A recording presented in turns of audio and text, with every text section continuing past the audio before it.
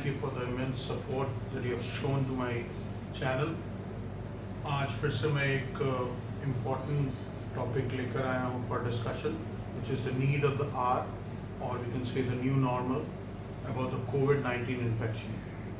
बहुत सारे वीडियोस हैं, बहुत सारा कंटेंट है इंटरनेट पे, बहुत सारी इंफॉर्मेशन न्यूज़ चैनल्स से भी प्रोपोगेट किया गया है, but despite that there are lots of myths and queries related to COVID-19.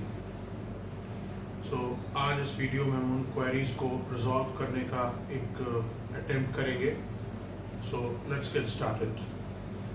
क्या लोगों का पूछना है कि क्या हर सोर थ्रोट या फिर कॉफ या थ्रोट इरिटेशन कोविड-19 हो सकता है? हम घर पे इसको कैसे डिफरेंशिएट करें बिटवीन कोविड-19 और मामूली कोई सोर थ्रोट? तो घर पे करने को तो कोई डेफिनेटिव टेस्ट नहीं होता है, बदल 6 मिनट वॉक टेस्ट से हम कुछ हद तक डिफरेंशिएट कर सकते हैं. इसमें हम सब्जेक्ट को 6 मिनट के लिए वॉक करने को बोलते हैं और आफ्टर 6 मिनट्स हम उसके ब्लड सैचुरेशन को पल्स ऑक्सीमीटर से देखते हैं. अगर 6 to 8% का डिप होगा सैचुरेशन में आफ्टर वॉकिंग, या फिर सैचुरेशन 95% से कम होगा, then that is clearly indicative of suspected कोविड-19 इन्फेक्शन. सो ये सैचुरेशन जो होता है इसको हम मॉनिटर करते हैं with help of instrument call pulse oximeter.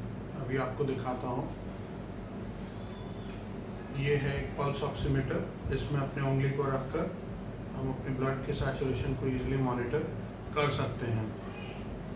जो दूसरा क्वेरी आता है वो आता है कि क्या जो कोविड-19 इन्फेक्शन है इसमें सभी को सांस की तकलीफ होती है?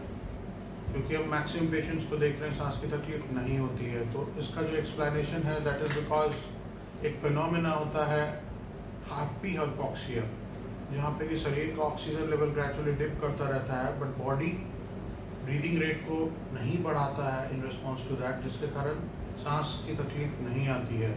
सो ये एक कारण है, because of that maximum patients में सांस की तकलीफ नहीं हो रही है. जो तीसरा क्वेरी है वो है रिगार्डिंग द फैक्ट दैट किनको होम क्वारंटीन करना चाहिए, किनको हॉस्पिटल भेजना चाहिए, क्या गाइडलाइन है, क्या कैसे पीपल डिसाइड करें एट होम कि उन्हें होम क्वारंटीन में रखना है या फिर हॉस्पिटल ले जाना है. इसका एक सिंपल क्राइटेरिया है माइल्ड, मॉडरेट और सीवियर केसेस का. माइल्ड केसेस वो हुए जिनको सिंपल कॉमन सिम्टम्स हैं लाइक सोर थ्रोट, कॉफ, थ्रोट इरिटेशन.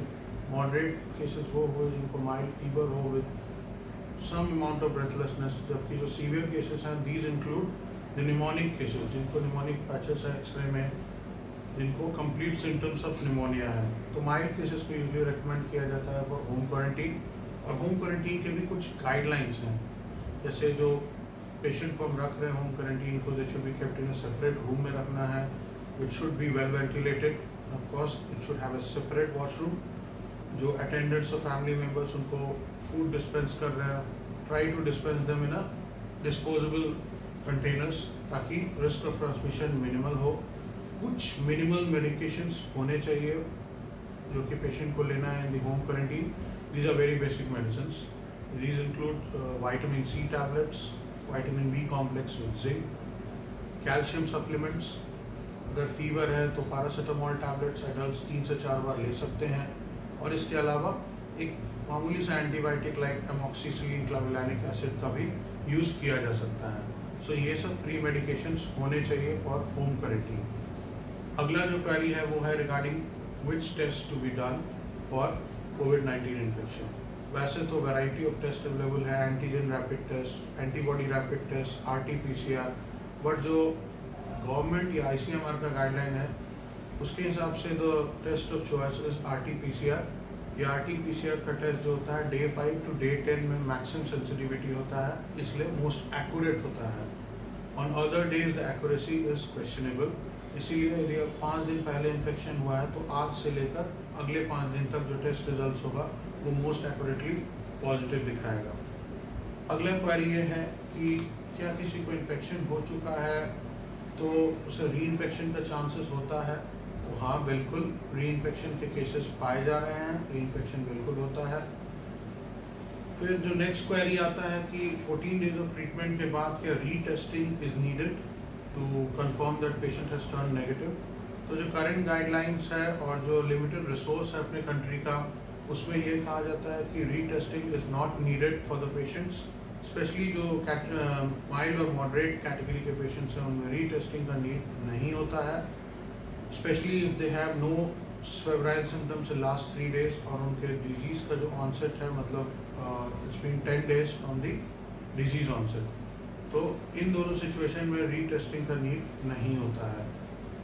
अगला क्वेरी ये है कि कुछ केसेस में पाया गया है कि आफ्टर 14 days ऑल्सो जो थ्रोट स्वैब लिया गया तो उसमें RT-PCR पॉजिटिव देखा गया, तो there is nothing much to panic about it. ये पॉजिटिव होने का कारण ये है कि जो थ्रोट स्वैब में डेड वायरस हैं उनके प्रोटीन को डिटेक्ट करने के कारण RT-PCR एक पॉजिटिव रिजल्ट देता है। जो अगला जो क्वेरी है वो है विथ रिगार्ड टू प्रिकॉशंस, हम कौन से मास्क को यूज़ करें। तो मेरा रिकमेंडेशन है कि 3-layered सर्जिकल मास्क जो डिस्पोजेबल होता है that is best to be use at public places by the people. घर में या सिक्यूर्ड प्लेस में जहाँ दूसरों से एक्सपोज नहीं हो रहे हैं किसी भी मास्क का नीड नहीं है। Public places, crowded places, gatherings में 3-layered सर्जिकल मास्क का यूज़ करें। Cloth mask will not be useful for the COVID-19 protection. N95 mask की भी ज़रूरत जनरल पब्लिक को नहीं है, that is only needed for health workers and doctors जो कि एरोसोल जनरेटिंग प्रोसीड्यूर्स में एक्सपोज हैं, लाइक ब्रोंकोस्कोपी, लैरिंजोस्कोपी। जो अगला क्वेरी है that is with regard to the diet, तो डाइट कैसा होना चाहिए। तो basically it is recommended to have a light meal which is easily digestible, preference vegan diet यानी वेजिटेरियंस फूड को देना चाहिए, नॉनवेज शुड बी अवॉइडेड। कुछ स्पेशल फूड आइटम्स हैं जिनको प्रेफरेंस देना चाहिए, these include the citrus fruits, these include the turmerics, these include gingers, these include the curcurins यानी हल्दी। So ये कुछ फूड प्रेफरेंसेस हैं। अब सिंस COVID-19 इन्फेक्शन एक लंग का इन्फेक्शन है तो हमें ज़रूरी है कि कुछ हम एक्सरसाइजेस करें जिससे हमारा लंग कॉम्प्लायंस जो होता है, लंग इलास्टिसिटी जो होता है इम्प्रूव हो। एक सिंपल मेथड है इसको करने का कि to be in prone position for some time. Prone position मतलब हम पेट के बल लेटे हुए हैं। पेट के बल लेटने से ये होता है कि जो लंग को फैलने का जो स्पेस होता है ऑन द बैक साइड वो बढ़ जाता है, so lung volume is actually increase. जो दूसरा तरीका और सिंपल तरीका है वो ये है कि हम रिपीटेडली बैलून को इन्फ्लेट करें करके। एक सिंपल बैलून लेकर उसे हम 2-3 बार फुलाएं और धीरे धीरे एक्सहेल करें, सो इससे भी लंग कॉम्प्लायंस इम्प्रूव होता है। सो ये सब कुछ कॉमन प्रिकॉशंस है जो कि कॉमन एक्सरसाइजेज है जिनसे हम अपने लंग के इलास्टिसिटी और लंग वॉल्यूम को इम्प्रूव कर सकते हैं। जो लास्ट ओपिनियन है, जो लास्ट एडवाइस है वो बहुत ही सिंपल चीज़ है but it actually is very important कि इस सिचुएशन में हमें पैनिक नहीं होना है, खुश रहना है, because being happy actually boost the immune system. Negative news, negative videos को अवॉइड करना है और अपने फैमिली मेम्बर्स, फ्रेंड्स के साथ क्वालिटी टाइम स्पेंड करना है और एक पॉजिटिव वाइब अपनी ओर रखना है जिससे हम सक्सेसफुली कोविड इन्फेक्शन से फाइट कर सकें। So that's all I will say for this session. If you have any queries apart from these और या फिर इसमें भी कोई कन्फ्यूजन है, you can post it in the comments. I be very happy to answer your questions and thank you for the support. Please stay tuned to the channel for more updates. Thank you so much.